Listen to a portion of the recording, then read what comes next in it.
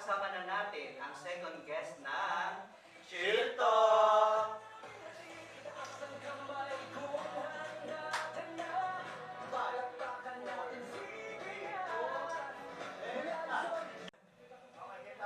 Hello, hello, hello.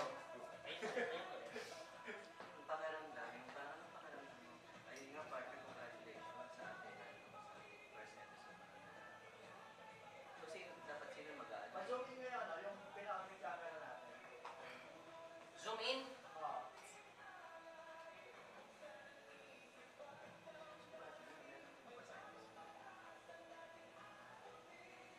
Sige pa, sige pa. Sige pa. Yup! Oh, okay na. Okay na? Okay na, okay. Okay. Cute to. Tayo Sana. ah. Good luck, Ken. Welcome sa second episode na Ginawa niyo yung tela niyo dyan sa ano? Sa parang.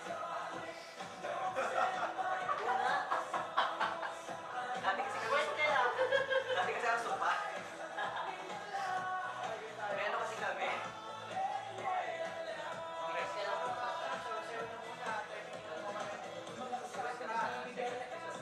Share na muna natin. Ano? Bye! Sayo, sayo. Ngiti ha. Tingin sa camera. Ready?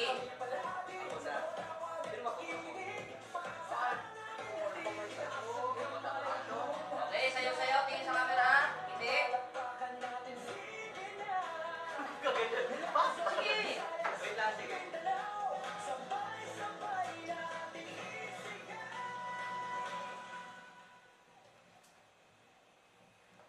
Welcome sa second episode ng Chill Talk! Hello, pate. Ay, pate. Ay, wait lang pa. Wait lang. Nagpatid siya. Tuloy lang maganda. Direk, wait lang daw, Direk. Nagpatid siya. Energy, energy, energy. Welcome dito sa second episode. Yan, ha? Okay, sige po. Still, still. Bye, po. Ayun.